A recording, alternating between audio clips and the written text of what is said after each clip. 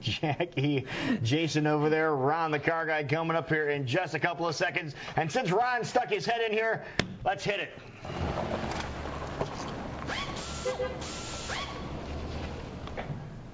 How about that, Ron the car guy? I feel special. You're getting fancy. I've got my graphics and my own tune. How about that? I wonder if we'll hit the top 40. It could be, could be. Thank you to Bo in the back. He did that for us over the past several weeks. So Bo's awesome. Yes, he is. Yeah, most and everybody definitely. call into the radio stations and request that. You're starting to get fancy, so you better wear a bone tie. You come out here and twerk with a giant foam finger. Hey, I bet speaking you'll get of a lot twerking, of attention. speaking of twerking. Why are we talking about this? Because we have twerking gone bad coming up on Totally Serious News coming up in just a little bit. Okay, I'm glad you mentioned that. I don't know that Westside Auto Pros wants to be associated with the twerking. With twerking? We don't want to be the proud sponsor of Twerking Gone Bad. Well, in this case, I don't know if it's good for business. Yeah, this time it would be because people are talking about this one. But that'll be coming up here in just a little bit. But we're talking about something else that I'm sure everybody is familiar with.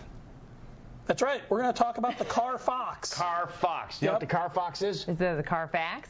No, the Car Fox. Oh, Car Fox. Car Fox. The Car Fox who represents the Carfax. Oh. Remember the Car Fox, that little caricature? They brought the fox in to represent the facts. Mm-hmm. Yeah. Exactly. You know, and what brought this about is we recently had, there was a story on one of the news shows, I think it was 2020, and it was about the Carfax reports and how accurate they were.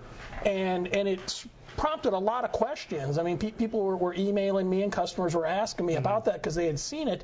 And basically what it boiled down to was they went undercover and they shopped for some cars at some car lots and got the Carfax or the dealer showed them the Carfax and said, you know, the car's never been in an accident. It's a good car and stuff like that.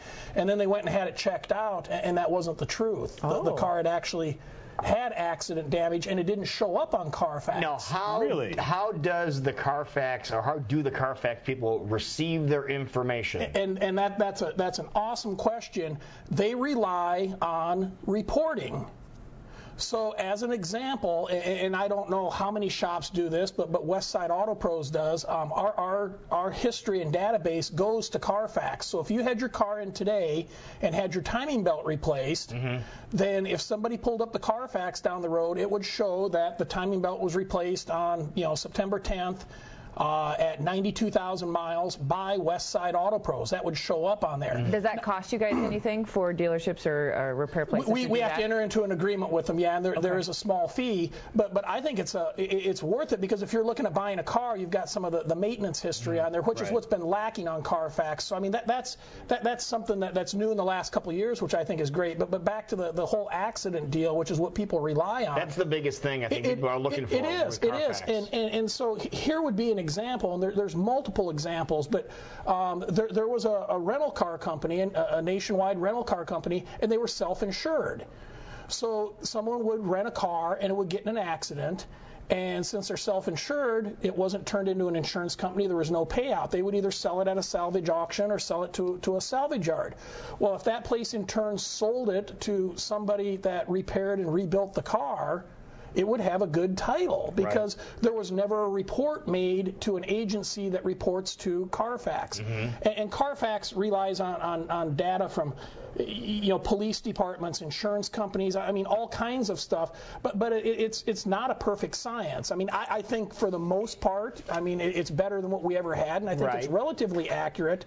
But they interviewed the people from Carfax on 2020 or whatever news show it was. It wasn't as good as Great Day, obviously. No. But anyway, they interviewed the people from there, and if you look at a Carfax report, it states right on there that while the information is deemed to be true and accurate, they recommend that you A, road test the vehicle, and B, have an independent third-party inspection done on the vehicle because they know that they don't get all the information. I mean, there's loopholes out there. Now, I heard a commercial. Hurricane Katrina, there was a big concern that a lot of those cars that had been damaged in the Mississippi and Louisiana area would be shipped to other parts of the country, and there would be no record that they had been in that flooding and in that storm. They're in Iowa. We have seen 2 of them in the last 60 days. Yes. And how can you tell? You can't tell externally. I mean, they do a really good job cleaning them up, but one of the things that we do as part of our inspection,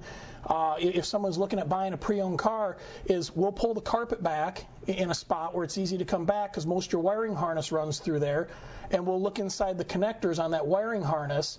And if it's been in a flood, you're going to have green corrosion growing in there. You'll also maybe have some silt and stuff underneath the carpet. Sure. And we've had, and I know, I mean, the Carfax was good on it, but the vehicles had come from New York, the state of New York, and I want to believe that the dealers, I mean, they were reputable dealers. They didn't know. But these people, we've seen 2 of them. People brought them in to have them inspected, and both of them were flood vehicles. And when you looked at the history of where they came from, I mean, you could pull together. It was probably in Hurricane Sandy. Oh yeah. Sure. And our rep, we do some work for Geico, and our rep for Geico told me that just off of Hurricane Sandy, his company removed 48,000 cars in 30 days. Wow. That's amazing. Well, I saw pictures of parking lots in New York City that were all underwater. Well, or they had that one airstrip. There's an abandoned airstrip outside of New York. I mean, that thing was just, the cars were just lined up on that whole airstrip. So it does exist, and they do make their way to Iowa, and you don't know, and that's why, Carfax, and there's another service. Is there more than just Carfax? Yeah, there is. The other big one is a service called AutoCheck. Okay. And that's actually how this news story found it, was they looked at Carfax, and the car was okay, but then they looked at AutoCheck, and it indicated it had been in an accident. And so I believe one of the cars they looked at had actually been in a multi-car accident. It was hit from the front and from the back. And AutoCheck showed it. Carfax didn't. It's not that AutoCheck's better than Carfax. It's just they get information from other sources. Right. And I mean, you can't check everything on every car. So it's a great service. I mean, I think we're fortunate to have that, but it still doesn't replace having the car inspected, and both companies recommend that. Get an inspection done on the car. So maybe somebody's watching now. They're saying, okay, I'm looking at a car right now. I have the Carfax right here. Can I take this over to Ron so Ron can take a peek at this? Yeah, bring me the Carfax, and more importantly, bring me the car. Okay. Because we can get it up in the air. When do you do that? Is when you're test driving it? Do you just say, hey, I'm just going to take it for a quick drive, and you drive it over to Westside Auto Pros? No, usually you tell the place that's selling the car. You say, I want to have my mechanic inspect the vehicle, and they've had their people inspect it, but you want an unbiased opinion. I mean, you're spending a lot of money on a vehicle. And you don't know who inspected it there. I mean, I'm sure they got some really good people. They might have some entry-level people. Who's doing it? Take it to somebody you know, love, and trust, and just say, I want to take this and have it inspected, and make sure it's a quality inspection. I mean, we spend a couple hours when we check. Really, that long? Yes. How much does something like that cost? It runs about $100. Okay. And then we've got a package where for a little bit more than that, we'll inspect up to 5 vehicles for you, because what we ran into is people would bring a car in and they'd spend the $100 and it was a car they shouldn't be buying, and so then they go look at another car and they're like, well, geez, I got to spend $100 every time I look at a car, which really is a bargain. But so we put together a package where we'll inspect that up makes to sense. Yeah, exactly, and that way, within 5, if you get serious about 5 cars, I mean, you're going to find a good one. You're going to find one. Okay. But yeah, I mean, just make sure that you know what you're getting. All right, important information. And in case you're the person you're buying the vehicle from flinches when you say you want to have it checked out independently, you probably don't want to buy the car. Yeah. You see that once in a while. Usually it's with a private party sale. Yeah. They're like, well, I don't want anyone looking at this car. It's like, well, don't walk away from that guy. Run. Yeah. Great advice, Ron, the car guy. Thank you, sir. You're welcome. See you next time, buddy. All right. It is 6:53. This is Great Day.